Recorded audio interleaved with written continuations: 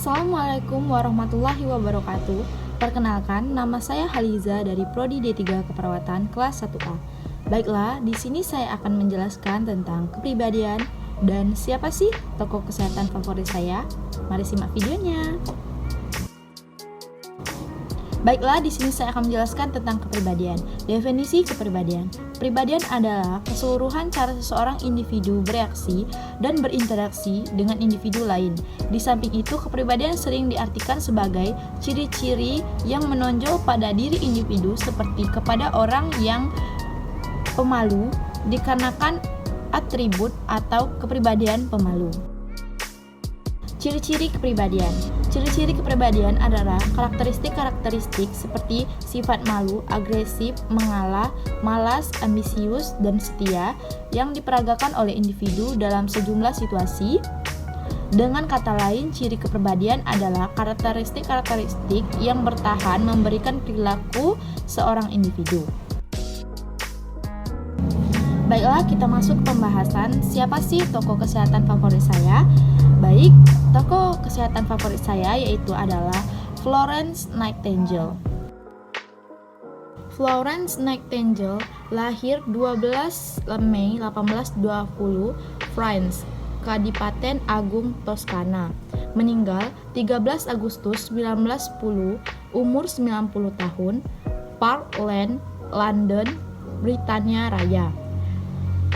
Dikenal atas mempelopori perawat modern, profesi perawat dan statistikawan, institusi Slime Breakers Sekutaria, spesialisasi kebersihan dan sanitasi rumah sakit.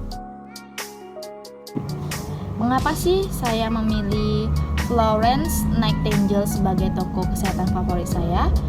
Baiklah, yang pertama, sosok yang sangat menginspirasi dengan bisa menurunkan angka kematian. Yang kedua, mendirikan Nightingale Training School pada 1860. Yang ketiga, baik dalam memberikan konsultasi pengolahan rumah sakit. Yang keempat, ia juga menjadi otoritas dalam masalah sanitasi publik baik militer maupun masyarakat di India. Yang kelima, dia dianugerahi penghargaan Royal Red Cross pada 1889. Kemudian pada 1907 dia menjadi perempuan pertama yang menerima Order of Merit, penghargaan sipil tertinggi di Inggris. Yang keenam, Florence Nightingale menghidupkan kembali konsep penjagaan kebersihan rumah sakit dan kiat-kiat juru rawat. Ia memberikan penekanan kepada pemerintahan teliti terhadap keperluan pasien dan penyusunan laporan mendetail menggunakan statistik sebagai argumentasi perubahan ke arah yang lebih baik pada bidang keperawatan di hadapan pemerintahan Inggris. The Lady with the Lamp. Florence Nightingale menjadi sosok yang penting dalam dunia keperawatan. Ia merupakan pelopor perawat modern, bahkan dijuluki sebagai The Lady with the Lamp atau bidadari berlampu. Florence Nightingale sejak usia muda, Florence aktif dalam filantropi melayani orang-orang sakit dan miskin di desa yang berdasarkan dengan tempat tinggal keluarganya. Pada usia 16 tahun, dia menyadari bahwa menjadi perawat merupakan panggilan dari Tuhan baginya. Orang tua Florence tentu menolak ambisinya menjadi perawat.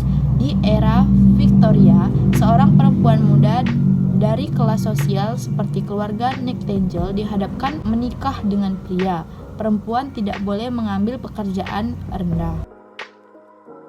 Bertekad untuk mengejar panggilan harinya meski mendapat tentangan dari orang tuanya, Florence mendaftar diri di rumah sakit Lutheran Posterfrauener di Kaiserslautern, Jerman untuk studi keperawatan. Selama 2 pekan pelatihan pada Juli 1950 dan 3 bulan pada Juli 1851, Florence belajar keterampilan keperawatan dasar pengamatan pasien, dan nilai organisasi rumah sakit yang baik. Awal 90-an, Florence kembali ke London dan bekerja di sebuah rumah sakit. Kinerjanya mengesankan atasnya sehingga dia dipromosikan menjadi pengawas rumah sakit. Dia juga pernah menjadi sukarelawan di rumah sakit Middlesex yang tengah bergulat dengan wabah kolera. Kondisi yang tidak steril mempercepat penyebaran penyakit. Florence menerbitkan misi untuk meningkatkan praktik kesehatan di rumah sakit. Secara signifikan, jumlah kematian menjadi menurun. Florence menerima surat dari Menteri Perang Sidney Herbert meminta untuk mengirimkan korps perawat ke Crimea. Dengan sigap, dia mengumpulkan 38 perawat dari berbagai latar belakang dan berlayar menuju Crimea. Tiba di pengangkaran rumah sakit Inggris di Scutari pada November 1854. Rombongan itu melihat tempat perawatan itu sangatlah kotor. Pasien terbaring di lorong bersama kotoran mereka, hewan pengerat dan serangga.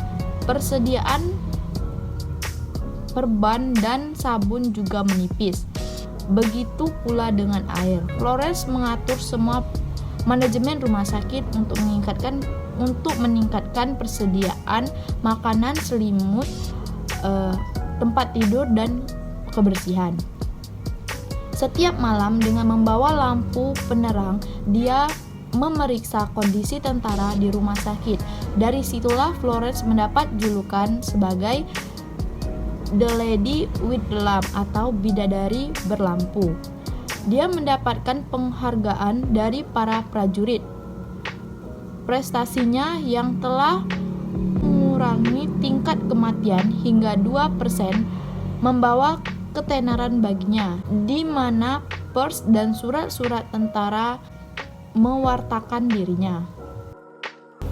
Baiklah, mungkin itu saja yang dapat saya sampaikan. Lebih dan kurang saya mohon maaf. Wabillahi taufiq wal hidayah. Wassalamualaikum warahmatullahi wabarakatuh. Jangan lupa like, subscribe. Terima kasih.